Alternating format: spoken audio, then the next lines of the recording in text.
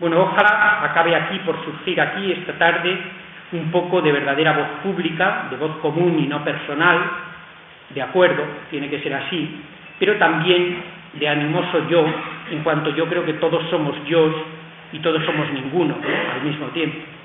Bueno, pues adelante, Agustín, razón común y espíritu, una luz o ninguna. Gracias por la acogida en esta casa, gracias a esta presentación de Felipe Colavías, que honradamente ha intentado decir no a las cosas. Para mí todavía sigue sabiendo demasiado, sabe mucho, nunca se acaba de decir no, sabe mucho del mundo y de mí mismo, y bueno, ¿qué se le va a hacer? Ahora voy a intentar yo seguir diciendo no de otras maneras. No sé por lo pronto qué es lo que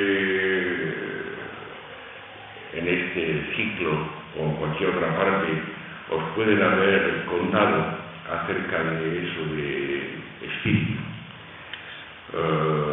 Algunos de mis colegas, los intelectuales, más o menos filosofantes, pero querido y qué tenebroso sin duda, cuando es todo tan sencillo. Es todo tan sencillo. Lo que pasa es que la filosofía, la ciencia, como la teología en la vieja religión, está dedicada, en principio al menos, a la defensa de la realidad. Y esto naturalmente la obliga a armar confusión, a aliarse de maneras innecesarias con problemas que cuando se abandona, aunque sea por un momento, esa necesidad de defender la realidad, de seguir defendiendo que las cosas son como son, todos los problemas se vuelven claros, sencillos. No digo las soluciones, que eso no hay ni que hablar, los problemas. Los problemas así se vuelven claros y sencillos. Y eso es de lo que me gustaría intentar daros alguna muestra ahora. Espíritu o algunos de sus sinónimos, alma, ánima, el yo, son cosas que se saben, puesto que se habla de ellas. Y desde ese momento que se habla de ellas, pertenecen a la realidad. Son tan reales como cualesquiera otra cosa. No son nada del otro mundo. Son justamente este mundo que está constituido por la fe en la realidad. Y por tanto es vana cualquiera pretensión de que efectivamente hagan contraposición con las otras cosas de este mundo, que se refieran a algo de otro mundo, algo de más allá. Esto es mentira, es una gran mentira. Y es por tanto la primera que tenemos que sacar. Las espiritualidades, los espíritus, las ánimas, las almas, los yoes, todo eso son reales, puesto que hablamos de ello y por tanto pretendemos saber lo que son. No se salen para nada de la realidad. De esto podemos encontrar algunas muestras acudiendo a lo que ha pasado en nuestros idiomas con los vocablos correspondientes. Todos sabéis que la gente habla de espíritus y alternativamente de ánimas, refiriéndose precisamente a las almas de los muertos. Esto es significativo y es lo primero que yo quiero llamaros la atención. Se refiere a las almas de los muertos. También, por ejemplo, en inglés encontráis que Geist, que es más o menos la misma palabra que en alemán Geist, pero que ha llevado un curso un poco diferente. Geist quiere decir un fantasma, un aparecido, un ánima más o menos perdida. Y con estos usos populares de los términos, os estoy proponiendo que están volviendo justamente a los orígenes de la significación de estos términos. Quedan aparte algunos usos, como por ejemplo en inglés mismo, aunque ghost sea un fantasma, to keep the ghost es echar el alma fuera, expirar. Y esto es también importante. Y desde luego aparte está Holy Ghost, el Espíritu Santo, sobre el que evidentemente tendremos que volver después, no lo podemos dejar de lado, pero más tarde. Efectivamente, el espíritu o el ánima es el ánima del muerto en primer lugar. Espíritu es la expiración. La expiración que se supone que es lo último que un moribundo hace antes de quedar muerto del todo. Esta visión de la expiración es una cosa que recuerdo que todavía perduraba bien hasta en el materialismo atómico de Epicuro y Lucrecio. Lucrecio, cuando nos presenta su teoría del ánima esparcida por los números del cuerpo, dándoles vida, y Animus, que está en el centro, encuentra que en el momento de la expiración, en el momento último, que no es desde luego el límite, la muerte, porque a la muerte no se llega, sino que se va acercando uno siempre, cada vez más, como los límites matemáticos. En ese momento se escapa del que va a ser el punto, se escapa algo que es el ánimos, en el que ya el ánima ha quedado concentrada. De manera que la cosa tiene, como veis, mucho raigambre desde el uso popular hasta el uso científico mismo, por lo menos los primeros usos científicos. Efectivamente, para una actitud o doctrina que no reconoce más realidades que las que se llaman tan falsamente materiales, no cabe otro remedio sino hacer que el animus, no digamos el ánima, se vuelvan efectivamente atómicas materiales, como todo lo demás. Eso es congruente con la doctrina en la que por ahora no insisto más. Efectivamente, las primeras almas que en este mundo aparecen son las almas de los muertos. Esto es una cosa que para cualquiera sería fácil de observar. Incluso cuando nuestros primeros testimonios pretendidamente prehistóricos de esta cosa a la que llaman el hombre nos aparecen y quedan sometidos a estudios, la evidencia del rito de culto a los muertos es a este propósito reveladora. Es precisamente en ese culto a los muertos, en cierto sentido prehistórico, donde se está inventando, donde se está estatuyendo el alma de verdad, donde está estatuyendo la persona, que viene a ser lo mismo. La primera persona que es efectivamente la de los muertos que reciben ese culto. Todavía en el comienzo de la Ilíada encontráis aquellos versos en que se dice y almas muchas valientes allá arrojó a los infiernos de hombres de pro, y a ellos dejó de presa a los perros y pájaros todos, o las víctimas hijas, aiti proliapsen, heroon, autus de reloria teuge cunesin, algion odium de paz.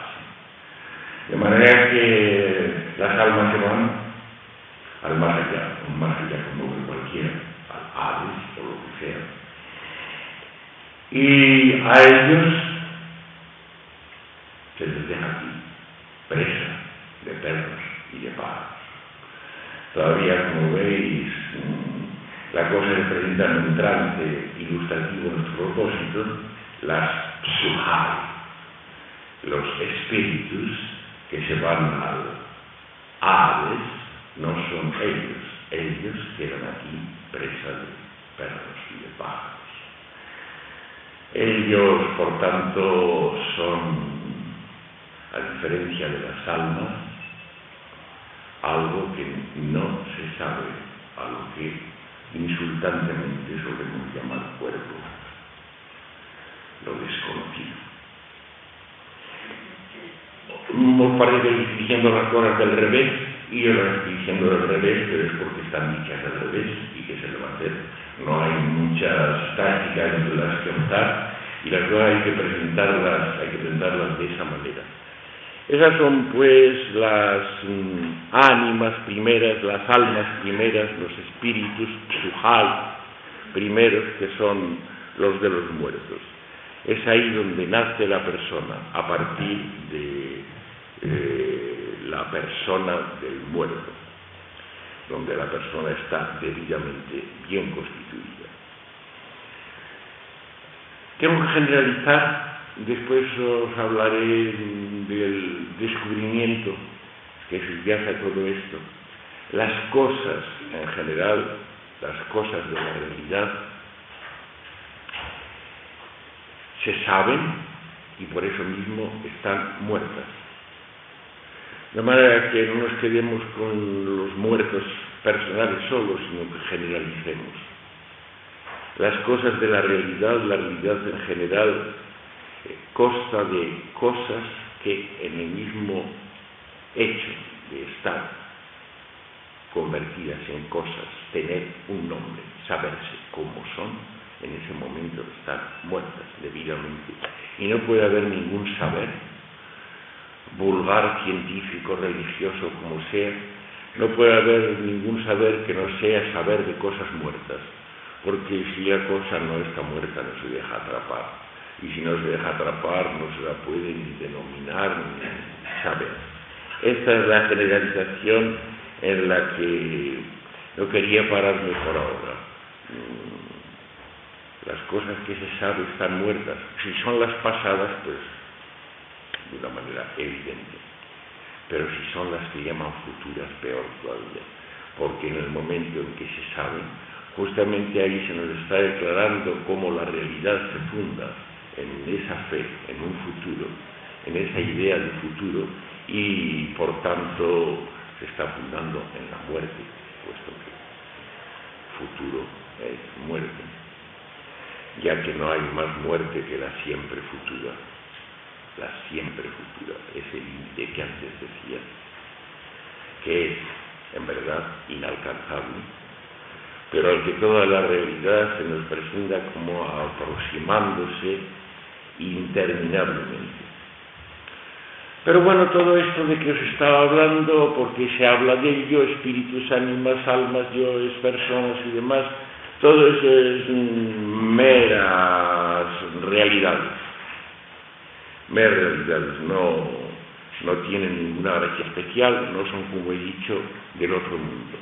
Cualquier invento religioso, filosófico o lo que sea que nos presente un más allá, nos está engañando, porque ese más allá es siempre un más acá, en el sentido de que está también incluido en la realidad, puesto que se habla, sea por la calle, sea en religión, sea en filosofía, sea en ciencia, se habla justamente de él.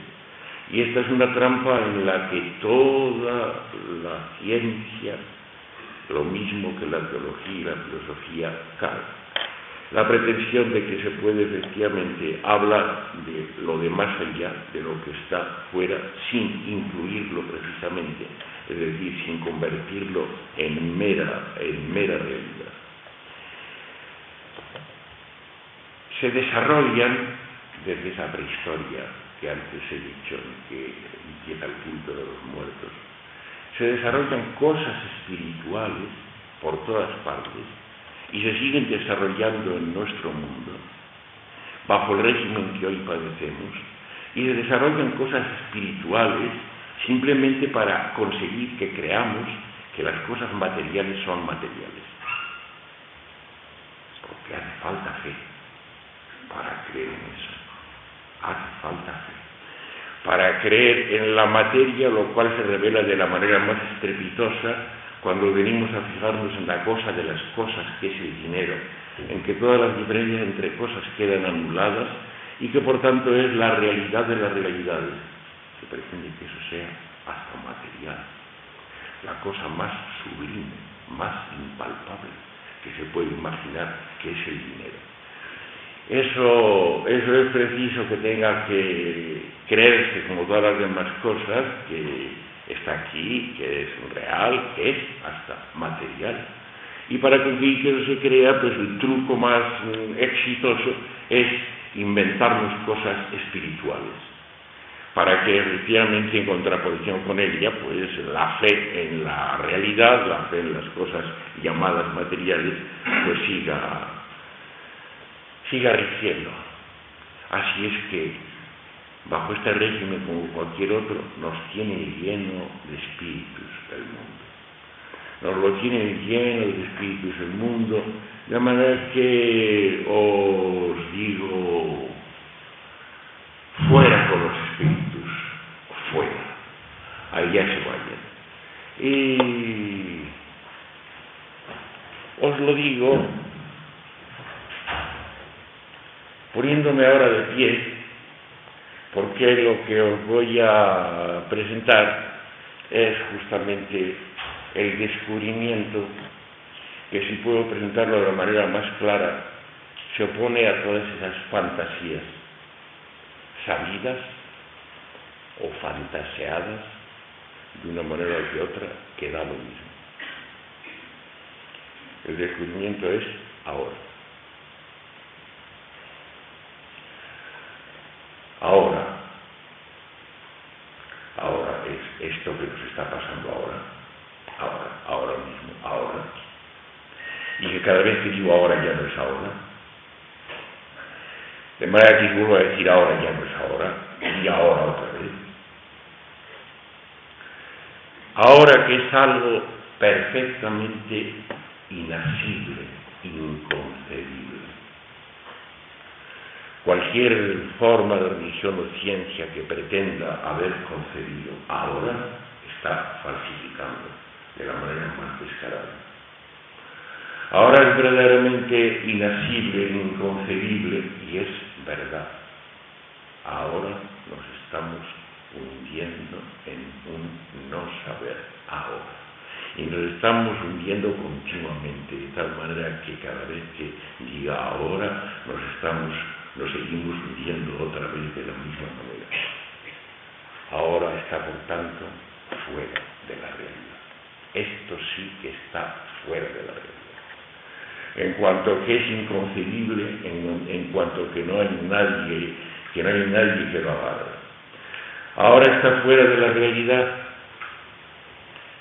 y cualquiera de esos puntos inaprensibles a lo que aluden en los idiomas corrientes, los términos llamados teísticos o mostrativos, como aquí, como ahí, como yo, como tú, cualquiera de esas cosas no es cosa, porque no se la puede agarrar, está fuera de la realidad. Esa es la maravilla que las lenguas vulgares nos proporcionan sin más. No se contentan, aunque ninguna lengua de Babel, ningún idioma, sea de verdad la lengua, que nunca puede aparecer en la realidad, según dentro de un momento volveré a razonar. Aunque ninguna sea la lengua de verdad, sean siempre idiomas y dañadas por su condición idiomática, tanto las habladas como las científicas y las matemáticas cualquier idioma, cualquier dialecto. Las lenguas vulgares, al menos, se ve, por lo que os estoy presentando, que no se contentan con la significación, que es la realidad. No se contentan con hablar con palabras con significado. No se contentan con hablar de casas, de árboles, de espíritus, de fantasmas, de dioses. No se contentan de hablar con palabras con significado, sino que tienen que a cada paso estar diciendo a mí, tú, ahí, aquí, ahora. Apuntando a sitios que son enteramente dependientes del acto mismo de decirlo. En ese sentido, yo es cualquiera que está diciendo yo, por tanto, no es nadie. No es nadie real, nadie que pueda ser una persona, es decir, una cosa. Y en ese sentido, las lenguas vulgares nos guían. Notad que el lenguaje mismo de la ciencia es incapaz de usar dípticos. En matemáticas no se puede decir yo ni aquí, ni ahí, ni ahora.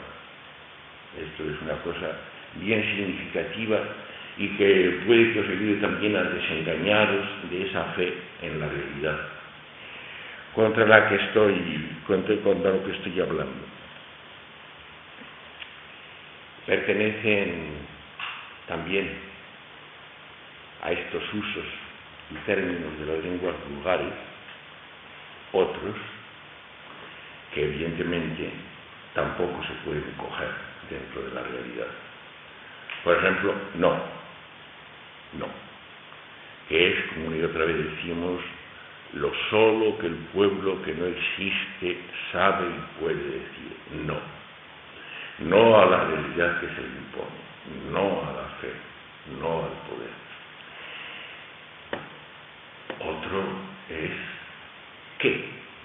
Los organizadores han aceptado a poner en pregunta eso de ¿y el espíritu? Y voy a aprovechar la frase. Imaginaos que esa frase es de Dimembre y que se dice ¿el espíritu qué? Tomad esta frase de Dimembre, ¿el espíritu qué? Y notaréis que en su miembro primero o izquierdo el espíritu está diciendo una cosa real. Porque os he demostrado, supongo que de sobra, hasta qué punto los espíritus son reales y no se distinguen nada de las demás cosas.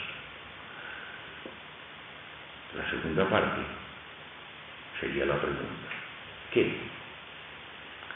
Y esta pregunta abierta, este ¿qué?, es también otro de esos elementos que carecen de significado, que por tanto no se pueden referir a la realidad y que en ese sentido se salen de ella y pueden enfrentarse a ella.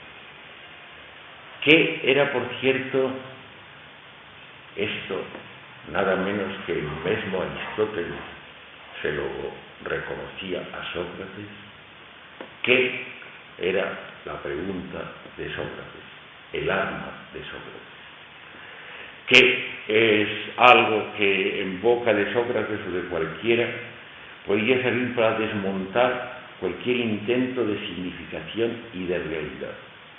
Se dice justicia. Se pregunta, ¿qué es justicia? Basta. Con eso ya está desmontando y naturalmente eso es lo que me estoy diciendo aquí con espíritu. Se dice espíritu, ¿qué? Entonces responde espíritu, ya sabes la realidad. Lo que queda fuera es el qué. De manera que eso a lo que usted pretendía vivir tramposamente con espíritu se nos ha convertido en un qué, pasando al segundo brazo de la ecuación. El qué, la pregunta abierta. Lo mismo que el no, lo mismo que a mí, a ti, tú, yo, aquí, ahí, ahora. ¿Qué está pasando ahora? Todo eso es lo solo que de verdad está fuera de la realidad y se enfrenta a la realidad. A la llamada tan tramposamente material y a las que con una trampa complementaria, como he mostrado, se nos intenta presentar como realidades espirituales de otro mundo, de un más allá. lo que nos queda de pueblo que no existe. Cada vez que se diga pueblo hay que decir que no existe, porque existir es el verbo que corresponde a la palabra realidad, y existen por supuesto poblaciones que justamente son número de almas, como sabéis, y el Estado y el capital están muy contentos con los números de almas. Los cultivan, la palabra alma es un poco anticuada, pero cultivan el yo, la persona, la personalidad, que es lo mismo, una manera más moderna de decir lo mismo. Lo cultivan, puesto que el más perfecto y mortífero de los regímenes, que es el que padecemos, la democracia, consiste justamente en esa fe, en que se crea y cada uno crea que es el que es, que tiene su persona, su alma, su inalienable, su personalidad propia, y todas las demás cosas que oís decir a cada paso en este fundamento de esta forma de política que padecemos. El pueblo que no existe, en cambio, que no se puede contar, pueblo no tiene número de almas, ni de personas, ni nada de eso. Pueblo es gente que está entrando y saliendo, por así decirlo, y que por tanto no hay manera de contarlo. Que no existe, pero que lo hay, lo hay. Lo hay porque sigue actuando y hablando, se rebela contra el poder, que consiste justamente en la conversión de posibilidades sin fin, que es también algo que lo hay, pero que no existe. Mientras no venga un teólogo que lo convierta en infinito para Dios, o venga un matemático que haga lo mismo al servicio de la ciencia de otras maneras y nos hable del infinito, que se vuelve ya algo conocido y perfectamente real. Convertir las posibilidades sin fin en meros futuros. Ese es el régimen que padecéis. La conversión de las realidades sin fin en algo que ya es perfecta y primariamente real, que es justamente los futuros, que es como a lo mejor os habéis dado cuenta, por lo menos a ratos, en lo que os convierte en la vida. ¿Cuál es el procedimiento por el que no os dejan vivir? Pues ya sabéis, el futuro.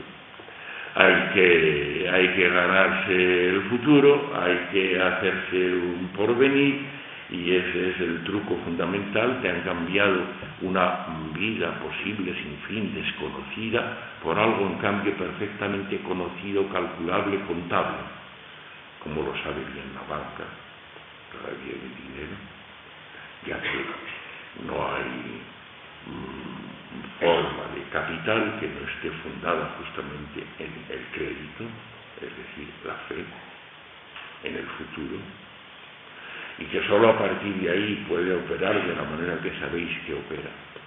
Pues en eso, en futuro, nos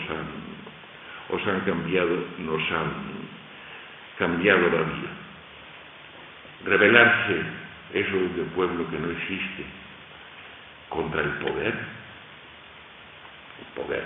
la potencia, reducción de posibilidades a futuro, es rebelarse sin más contra la realidad, tal como ahora estoy haciéndolo con vosotros este rato. Rebelarse contra la realidad y, en consecuencia,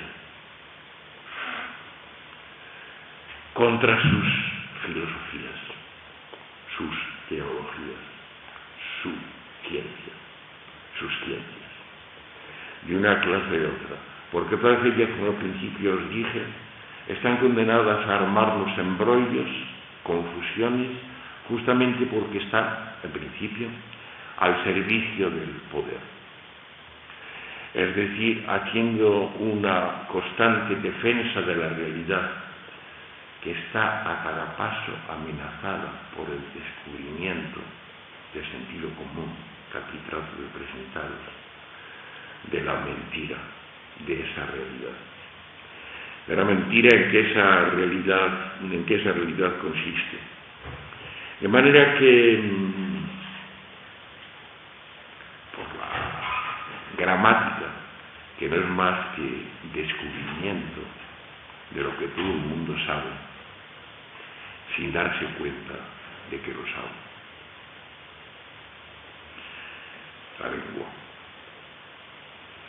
os convertirá hasta la gramática si hace falta en una ciencia, pero eso es una trampa que está ya prevista. Pero una gramática que no es más que descubrimiento de lo que cualquiera sabe sin darse cuenta de que lo sabe de alguna manera en un subconsciente que no es personal, sino común. Por ahí es por lo que de alguna manera volvemos al niño que uno nunca ha sido, porque uno no ha nacido jamás, uno no nace, la persona, el alma, todo eso. Uno no nace, uno no ha nacido nunca, se constituye, y se constituye en el momento en que recibe la condena a muerte, es decir, la condena a futuro. Es el momento en que se da la constitución del alma. Ahí es el momento en que el ánima se vuelve algo perfectamente real. El saber la muerte que nunca está aquí. El saber la muerte que tiene esa condición de futuro y que por tanto como futuro está dispuesta a falsificar desde la raíz toda la realidad. Volver a ese niño es algo que, si se hace por esta vía de la gramática, es lo mismo que si se hiciera por la vía de un psicoanálisis, que fuera de verdad de lo que la palabra dice o decía cuando se inventó. Ahí está Psuche, el espíritu, el soplo, y el verbo también griego, analyren, es decir, disolver, desatar. Un psicoanálisis que fuera efectivamente una disolución del alma. Esto era la intención que en Freud, por debajo de Freud, estaba en marcha cuando este invento se dio. Descubrir la mentira de la persona. Descubrir la mentira de la persona por el camino de su disolución. Descubrir la mentira de ello, naturalmente, lo mismo que con la gramática, esto lo da falsificado. ¿Quién se acuerda que psicoanálisis quiere decir eso? Si se ha convertido casi en una ciencia, o pretende serlo, en una ciencia de la realidad como todas las demás, y además, igual que en la aplicación de las otras ciencias, en una especie de ciencia aplicada, en una terapia que sirve para la restitución al orden en lugar de servir para la disolución. Si fuera una verdadera disolución del alma, de esta fe en la falsedad del yo. Volveríamos también a ese niño que uno nunca ha sido. Es el niño al que una y otra vez presento, llevado por sus padres ante el espejo y diciéndole: mira qué guapo estás, Vicentito, mira, Estelita, qué guapa estás con ese lazo. Y hay algo en el niño que se quede rezongando por lo bajo: pero yo no soy ese. Pero yo no soy ese. O al revés: pero ese no soy yo. O pero ese no es yo. Esto es lo que atribuyo y descubro en este niño que está antes de cualquier infancia, antes, desde luego, del establecimiento de la persona en la condena a la muerte futura. Efectivamente, el yo no es yo. Si he condenado a la realidad, espíritus, ánimas, almas y demás, el yo, por supuesto, va del mismo lado. El yo ya es una cosa que se sabe, ya es un juguete más de los significados de la realidad. El yo no es yo. Lo mismo que el yo no es ninguna forma de realidad, sino lo sin fin, en que la realidad se pierde. Lo mismo, y del mismo golpe, el yo no es yo, que no existo, pero que estoy aquí, por todas partes, a cada paso. Yo no soy el yo, cuanto menos el alma, la persona y todo lo demás. Yo no soy el yo no es yo no soy el yo. Y con esto me callo, de manera que puede que sea un buen momento para callarse, y entonces que el resto del tiempo, si lo tenemos, que nos quede, pues por vuestra parte podáis lanzaros a lo que sea, dejaros hablar. Si puede ser dejarse hablar, tanto mejor, pero vamos, si tenéis que hablar personalmente, insultarme y eso, pues también, todo está permitido, ¿no? Sí, adelante, tenemos tiempo.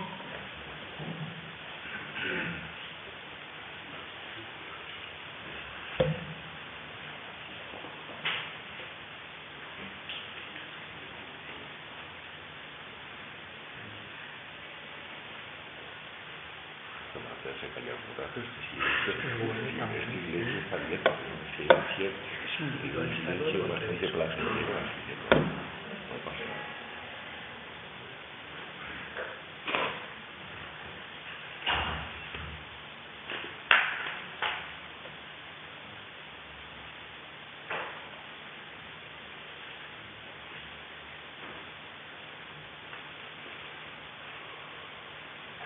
Agustín, dices tú que entonces a lo mejor cuando los enterramientos que tenemos en los oficios de la prehistoria,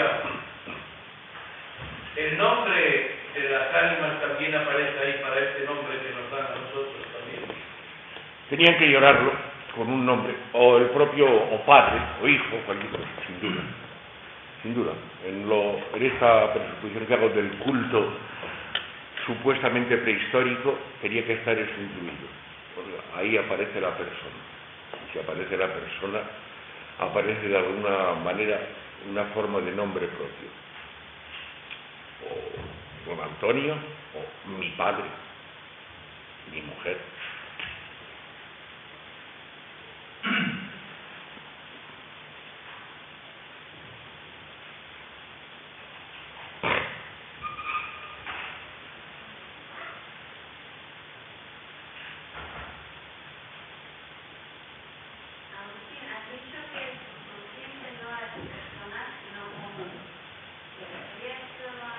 Estaba pensando, lo dije, recuerdas, en primer lugar, referido a la lengua. Eso era producto de aquello de descubrir lo que cualquiera sabe sin darse cuenta de que lo sabe. Pero sí.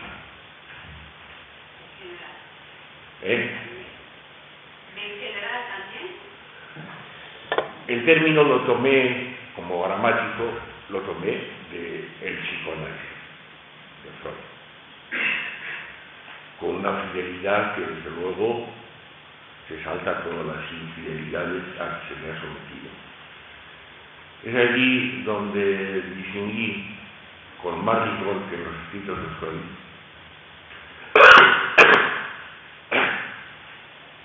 entre lo simplemente no consciente, esa cosa a la que con tanto insulto se llama el inconsciente, con el artículo, algo ya conocido de este mundo, no puede hacer daño a nadie. Entre lo sumamente no consciente y aquello a lo que le debo el nombre de subconsciente, que responde a cierto punto corresponden a algunos de los escritos de Freud al de Vorbewusst, y que había estado con preconsciente, que es evidentemente otra región de las almas, porque el no consciente quedaría enteramente fuera. Eso ya es el sinfín, la anulación de la persona. Pero el subconsciente quiere decir el sitio donde van las cosas que se han sabido, tenido, padecido, etc. Y han tenido que olvidarse por una razón social y personal. Han tenido que olvidarse y no se olvidan nunca. No se olvidan nunca del todo. Eso también es lo esencial. Nada se olvida del todo. Y entonces, mientras permanecen por debajo del nivel consciente, siguen naturalmente actuando desde abajo. Como esto que bastante oscura y torcidamente se decía en los libros de Freud, en el caso de la lengua, aparece de la manera más clara. Por eso ahí apliqué todos esos términos. El sitio donde está la lengua, en primer lugar la gramática del idioma y después la lengua común o general, es algo que se ha sabido, ha pasado por conciencia y después para poder hablar bien el trato social ha tenido que olvidarse por una conveniencia técnica imperiosa. Nadie puede hablar en un idioma pensando y calculando cada palabra que dice. Eso no tiene sentido. Para hablar libremente, sueltamente, es preciso que la gramática esté recluida en el subconsciente. No he aludido al término conciencia, tal vez hace bien sacármelo. Conciencia es justamente algo conocido como el llamado conocimiento, el saber, y que he venido presentando como un fundamento de la realidad, de la falsedad de la realidad. Conciencia está muy cerca de culpa, y la conciencia, la culpa, son los que me constituyen como persona. Son consecuencias inevitables de mi personalidad, de mi condena a muerte futura. Me hacen persona, la culpa, la conciencia. Pero no más sobre esto, más cosas por ahí tal vez. Yo quería comentar si no hay alguna posibilidad de que la palabra espíritu tenga una utilización que pueda percibirse como algo referente a lo inteligente, lo que está fuera de uno, lo que el común de la gente, ese espíritu que les hace salir de dificultades, simplemente estoy tratando de indicar que hay veces que la palabra espíritu pudiera percibirse con otros significados. Sí, la verdad es que no suele usarse para eso. Rara vez se irá decir espíritu espiritual refiriéndolo a la inteligencia, a los problemas de inteligencia racional. Rara vez. Lo más generalizado es en inglés mind. Pero respecto a todo esto hay que decir, si alguien nos hubiera planteado la cosa referida a términos como espíritu, ánimas que tienen connotaciones religiosas, sino respecto a lo que dices, inteligencia racional, ¿con qué nos encontraríamos? Con que evidentemente la inteligencia está recluida también en la realidad. Ni siquiera, no digo espíritu, sino ni siquiera inteligencia, ni siquiera razón. Podemos encontrarlas usadas honradamente nunca. Están siempre usadas deshonrosamente, falsificadoramente. Bueno, siempre, en general. Salvo los escapes de pueblo que no existen, que nos dejan hablar de vez en cuando. De forma que se piensa que la inteligencia es de uno, que la razón es de uno y entonces ya estamos al cabo de la calle. Porque si la inteligencia es mía, vaya inteligencia de Dios de la que me estás hablando. Ya se la puede guardar. Y sin embargo, eso es lo que rige la inteligencia de Dios, la razón, nada menos. La razón que le atribuye a uno es personal. Todo eso se convierte en una posesión de la persona. Hasta tal punto esto de la persona, el hombre, rige y apabulla.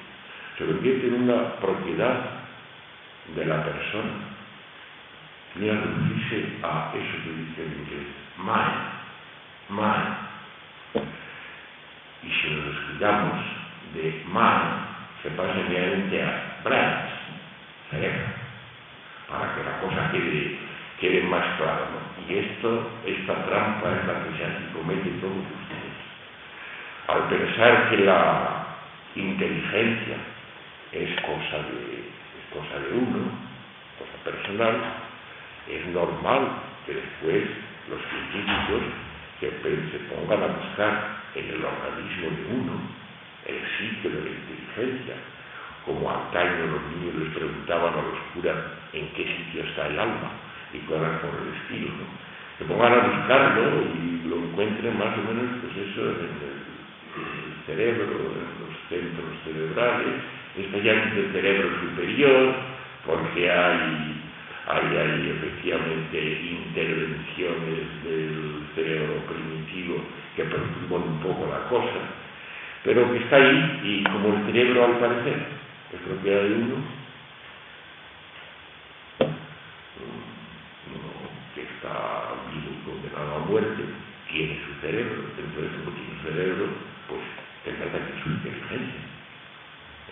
Y efectivamente esa verdadera inteligencia se mide en las escuelas, en los sitios, se mide como cosa personal, y evidentemente cualquiera que me haya estado viendo un rato comprenderá que todo eso que se llame ya inteligencia o razón ya no es más que algo enteramente servil y falso, sometido al servicio de la persona, lo cual quiere decir al servicio del poder, lo cual quiere decir al servicio de la realidad, de la fe en la realidad.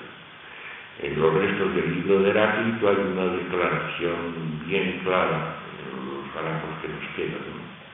Mientras que por un lado se dice en lo que dijera al comienzo del libro, produciéndose todas las cosas según esta razón, luego ya sabéis que me dieron muy distingue afortunadamente entre lengua y razón, produciéndose todas las cosas según esta razón, esto es la intervención de razón en la naturaleza.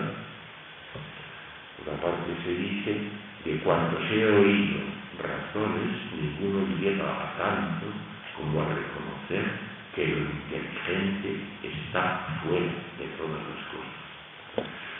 Lo cual es una evidencia, lo verdaderamente inteligente, la verdad, es extraña a la realidad. Nunca puede haber realidades verdaderas. Es extraña la realidad y precisamente para declarar esto, para hablar de la realidad, se impone sin más que tiene que estar fuera al mismo tiempo, contradiciéndose consigo mismo, pero esa contradicción es justamente el mecanismo, la vida misma de la razón.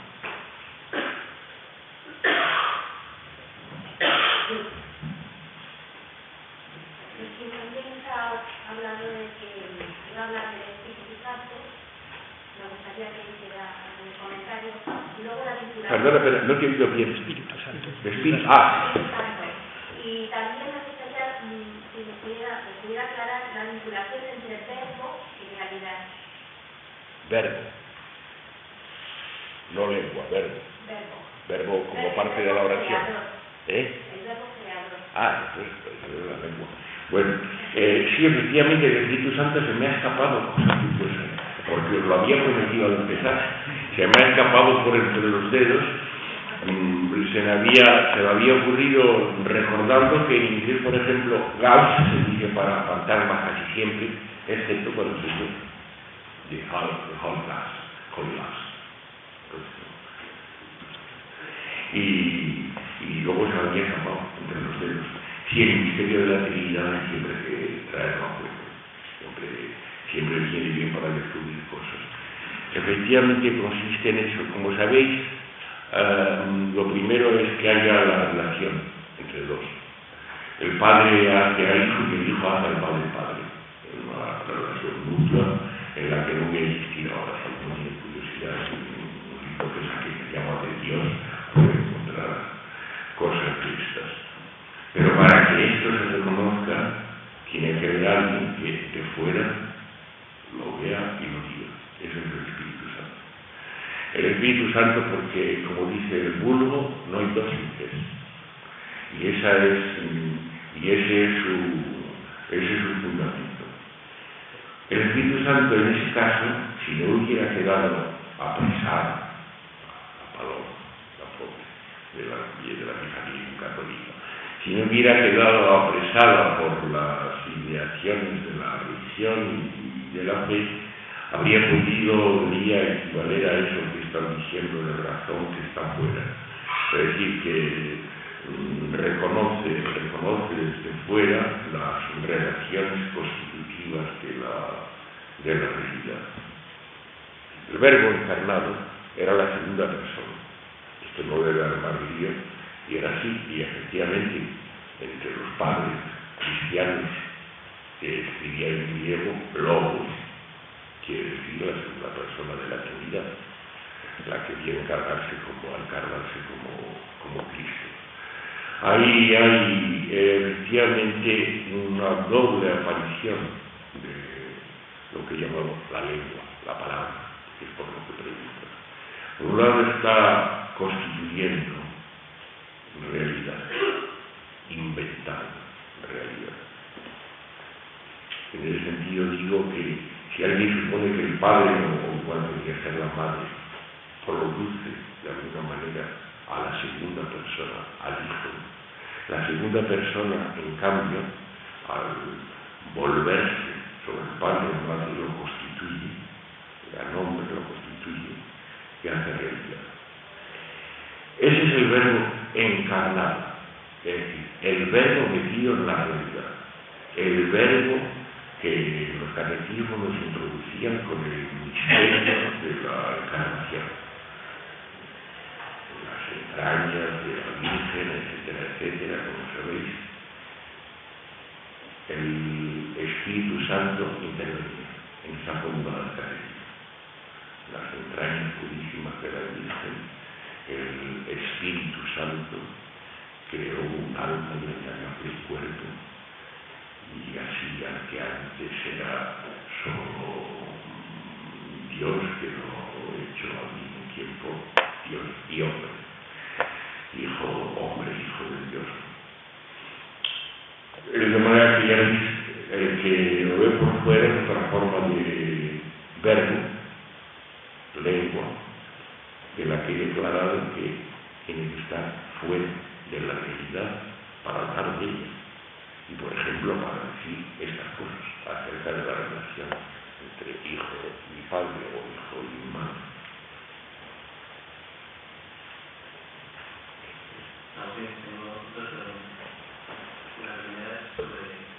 Perdón, levanta la mano que no te veo. La primera es sobre lo que has mencionado de la persona que constituye cuando recibe la condena a la muerte futura. Entonces, también nos ha dicho que la conciencia es lo que constituye la persona. Lo uno va con lo otro, no hay contradicción, son cosas complementarias. Efectivamente, lo que he dicho es que uno no nace nunca. Nacer es impropio de la persona, se constituye. Como los demás objetos de la ley, y necesariamente se constituye en ese momento de recibir la condena a muerte. Saber el futuro. Eso es lo que hace a los mortales mortales. Se supone que los demás seres que llaman vivos no les pasa eso. No tienen un futuro de la misma manera que nosotros. En cambio, nosotros no tenemos más de futuro. Eso es lo que nos hace ser mortales. No nos venden más cosas que futuro. Pero efectivamente ese establecimiento implica el reconocimiento de sí mismo, a lo que se llama conciencia, que sin duda implica también la conciencia de la realidad en general. Luego, por otra parte, dije que este sentido de conciencia como saber, como conocimiento, resbala enseguida al sentido moral, que es justamente el de la culpa, el arrepentimiento de lo que se ha hecho, el tormento de si hacer bien o mal. Y esto es una característica esencial de la persona. Sin culpa, sin esos tormentos de conciencia, no hay persona. No hay persona en esta realidad. Y la lengua, bueno, el idioma común es lo conocido. Los idiomas son las maneras reales de aparecer la lengua. La lengua de verdad no aparece. No puede aparecer nunca. Porque entonces el idioma, la manera real, quizás lo conocido, aquello que nos condena a no futuro. Sirve, entre otras cosas, para eso. Lo que los libros del lenguaje tratado de hablar bien es que esta parte de los idiomas, de las lenguas de Babel, que es el vocabulario de palabras con significado, diccionario de un idioma, es algo precisamente idiomático. Aparte de ser abierto, sin fin, ningún diccionario puede cerrarse nunca, ningún artículo del diccionario puede nunca acabarse de definir de veras.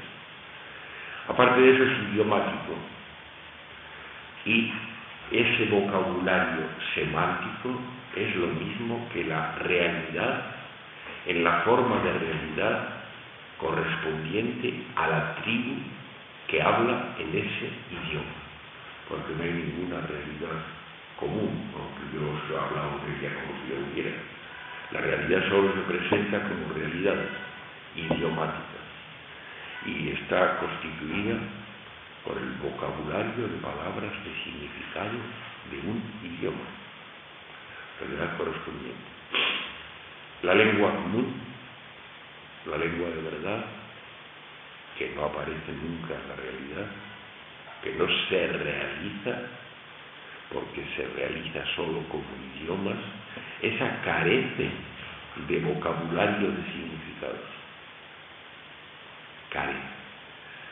Tenemos más bien que reconocer como si la lengua común, junto a la gramática común, que sí tiene, a la maquinaria de la gramática común a cualquier lengua, al lado de eso tiene un lugar vacío, para que los idiomas lo llenen de realidades, pero tiene un lugar vacío. Es inconcebible que en la lengua de verdad haya significados. Eso es propio de los idiomas. Enrique. Entonces, lo que me preocupa es el ahora, efectivamente. ¿Podríamos decir que si ahora es una pura inmanencia? ¿Es? Pura inmanencia. Inmanente. Pero para qué emplear terminachos filosóficos. Muchacho, no digas nunca inmanencia, no digas nunca blasfemia. No se emplean términos filosóficos, ni científicos, ni religiosos. Yo os he hablado todo el rato, por lo menos lo he intentado, en lengua corriente, en lengua común. Hay que desconfiar. Pretendiendo decir mejor lo que yo he hecho en lengua corriente, está estropeándolo. Ahora es lo que hice cuando me puse a decir ahora, esto, que evidentemente cada vez que se dice ahora no es ahora y que por tanto es verdaderamente inasible, inasequible a cualquier forma de realidad. Inmanencia no adelanta absolutamente nada. Por el contrario, es capaz de meter el ahora, lo mismo que cuando se dice, en lugar de ahora, se dice el ahora, o se dice el presente, es capaz de anular este descubrimiento y meter ahora, y por tanto yo, dentro de la realidad, de cuando pues, me parece que Agustín, lo que quiero preguntar es, la realidad no es algo que es completamente necesario para el ser humano. Es decir, si nosotros somos a lo largo de los siglos de la humanidad y a lo largo de la evolución una adquisición de conocimientos, un reconocimiento de ignorancia y estamos continuamente investigando lo que llamamos la realidad, la ciencia, la constitución del cuerpo humano, el ser humano, los comportamientos. Estamos constantemente investigando a lo largo de los siglos de la historia de la humanidad, intentando conocer o intentando disminuir la ignorancia. Tenemos que ponerle nombre a las cosas que vamos conociendo. Y la realidad no es simplemente eso, poner unos términos y unas palabras a las cosas que conocemos para intentar comunicarnos en esos conocimientos. Bueno, respecto a lo primero que empezabas a decir, esto es necesario, efectivamente.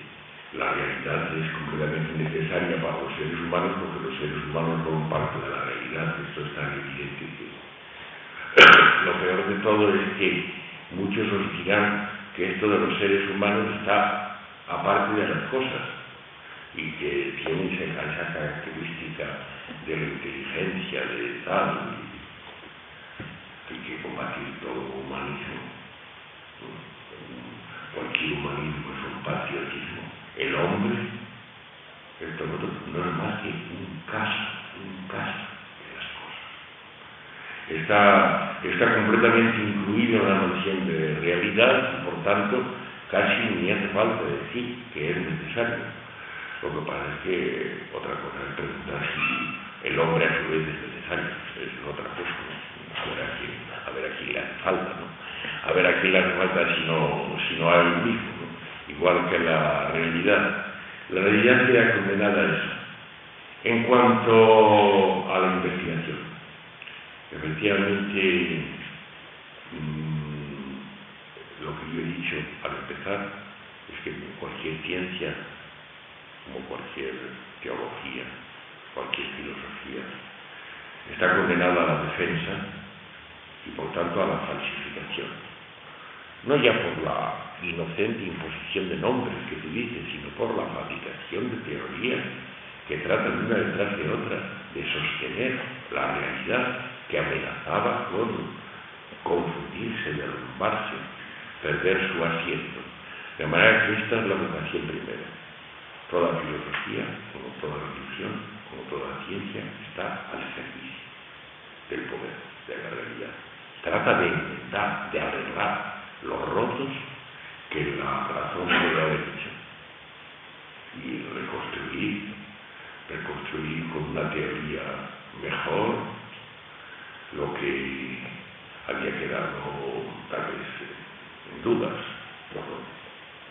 La gracia de la investigación es que no siempre los investigadores pueden cumplir este servicio que se les manda de una manera estricta, sino que la propia honradez, curiosidad que nos es propia, se les escapa y les obliga a descubrir cosas que no tenían por qué haber descubierto.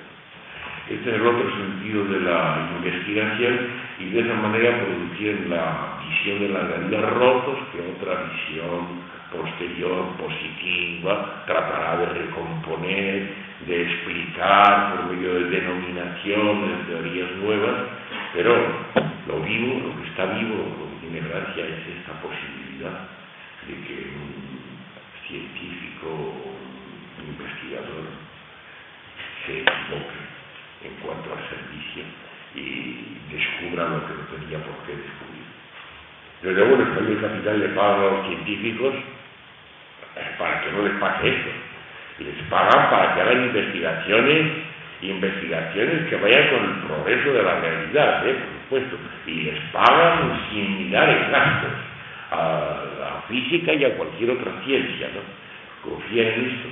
Por fortuna nos damos cuenta de que a veces no pasa, a veces puede más eso que nos queda del pueblo que no existe y que se manifiesta en la investigación como curiosidad impertinente. Algo de esto me he encontrado entre físicos durante estos 3 últimos años. Yo acabo de sacar un libro que se va a llamar ¿Qué es lo que pasa?, donde, sobre todo por entradas en la red, que me proporcionaba, porque yo no tengo ni ordenador en casa, pero me proporcionaba yo mismo, el matemático Luis Caronés, a través de miles de entradas en la red he encontrado muchas en que efectivamente se da esto y que me han servido de inspiradoras. El propio planteamiento de los problemas, incluso que podían parecer particulares, por ejemplo, el problema de la no localidad en la mecánica cuántica, puede llegar a producir descubrimientos y dudas que efectivamente no sirven para el progreso, no estaban previstas en el programa. Esta es de las pocas alegrías que puedo recibir.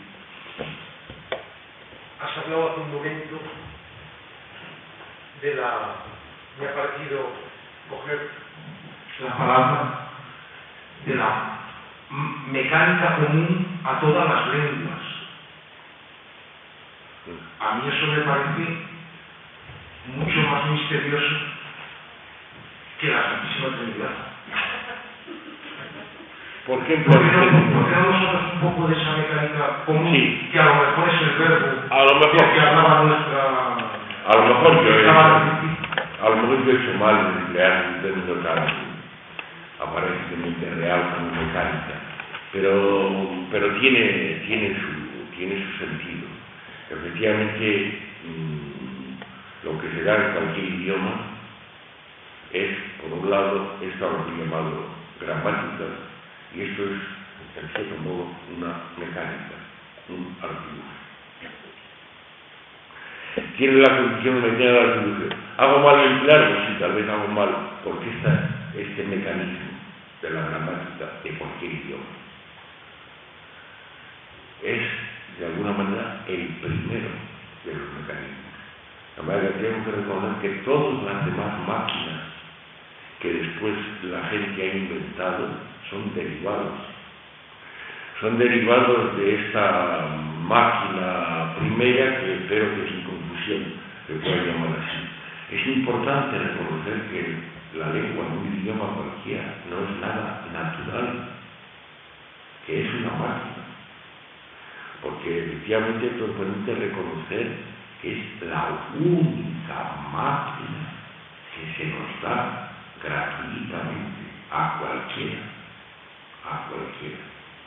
Todas las demás máquinas, recordar las proclamaciones de Marx y todo eso, contra la posesión de los medios de producción, todas las máquinas cuestan, están sometidas al dinero. La escritura también, la escritura y la cultura, pero la escritura y la cultura no son lengua, o mucho más posterior. La gramática de una lengua, esa que todo el mundo maneja así de bien en su idioma, gracias a no darse cuenta a no saber conscientemente lo que está haciendo, esas tienen la condición de máquina y modelo de todas las demás máquinas. Y como la comparación entre las lenguas o las millares de lenguas del mundo que nos presenta puede permitirnos reconocer elementos comunes a cualquier idioma en esa gramática, por eso me permitía hablar de la maquinaria, de la máquina, de la lengua en general, contraponiéndola al vocabulario de significados que esa máquina no puede tener. Sí, es que me ha parecido entender que hay una gramática común a las gramáticas. Sí, es lo que estoy diciendo ahora. Eso es lo que me interesaría. Nos es dado reconocer que siendo necesariamente los idiomas, las lenguas de Babel, necesariamente diferentes entre sí, sin embargo, no es demasiado difícil reconocer que cualquiera idiomas tienen elementos, por tanto mecanismos gramaticales, que son comunes a todas ellas. Por eso es por lo que tengo que decir que en la lengua común, que nunca se realiza, los mecanismos están ya presentes. Unos de ellos son estos mecanismos a los que han vivido, por los cuales, a diferencia de las lenguas cultas y la matemática, los idiomas pueden decir siempre yo, aquí, ahí. Y esto no es propio de un idioma, esto se da en cualquier idioma. Se da en cualquier idioma. Además, tenemos que reconocer la presencia de esa maquinaria y, en cambio, la no presencia de significados, de lengua, de vocabulario con significados en esa lengua.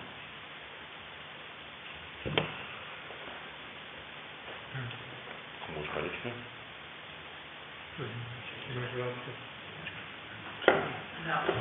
Pues muchas gracias. Claro, sí, que ya se lo enseñan. No hay especialmente prisa, Si el ahora no existe, todo es pasado, todo es futuro, pregunto, ¿todo es frustración? Lo has dicho un poco, yo corregítate que sigas, un poco filosóficamente. El ahora existe, lo que no existe es ahora. Pero el yo no soy yo, y el ahora no es ahora. El ahora ya es un invento medio filosófico, es el presente, todo eso existe. Eso es la existencia misma. De manera que es un invento a consecuencia de que primero se nos ha hecho creer el futuro, luego al pasado se le ha despojado de memoria viva y se le ha hecho mera historia, y luego en consecuencia pues nos queda un cachito y decimos el ahora, el presente. No, el ahora es tan real y tan existente como todas las demás mentiras del tiempo real. Ahora sí. Bueno, pues ahora decía si no era todo frustración por algo que... Si no era... Todo frustración por algo que o ya ha sido o todavía no es. No se puede entender la vida como un continuo y entonces todo existe, incluso ahora. Ahora no existe nada porque ahora está fuera de toda existencia. Ahora está continuamente condenando a la realidad entera, con presentes, pasados y futuros, a descubrir su mentira. Ahora está fuera de todo eso. Ahora, cuando digo ahora, no es ahora, ya sabes. Es de manera que lo coja. Las frustraciones, no sé cómo las recibirás, entenderás. Desde luego, lo primero es la condena a muerte. Si no se parte de ahí, no se entiende nada. Lo primero es la condena a muerte, que es siempre futura. Es decir, lo primero es la constitución del futuro, que te haga creer en el futuro. Y que por tanto todas tus aspiraciones pues consistan, no nada de vivir esas cosas, que no sabes qué son, en el futuro, y hacer un futuro, y conseguir esto o lo otro. Y muchas de las frustraciones evidentemente son deseables, perfectamente reales. Que has propuesto un objetivo, te ha fallado, lo has sacado, estás frustrado, lo que se puede decir, ¿no? O peor todavía, con lo ya pasado, la frustración que el futuro te produce, puedes trasladarla inmediatamente a tus recuerdos y aquellos que te podían alimentar tal vez si los dejabas sueltos. Y puedes convertirlos en una especie de historia, una biografía de uno que siempre es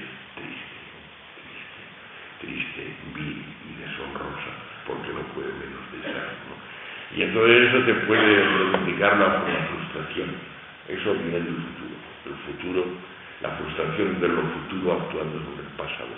De casi te no hay que hablar. Es el último invento, de lo no hay ni que hablar. Y frente a todo eso está la alegría de descubrir que ahora estamos cayendo ahora en lo que no se sabe. Esa es la alegría que puede romper un poco las frustraciones de la realidad. Muy bien.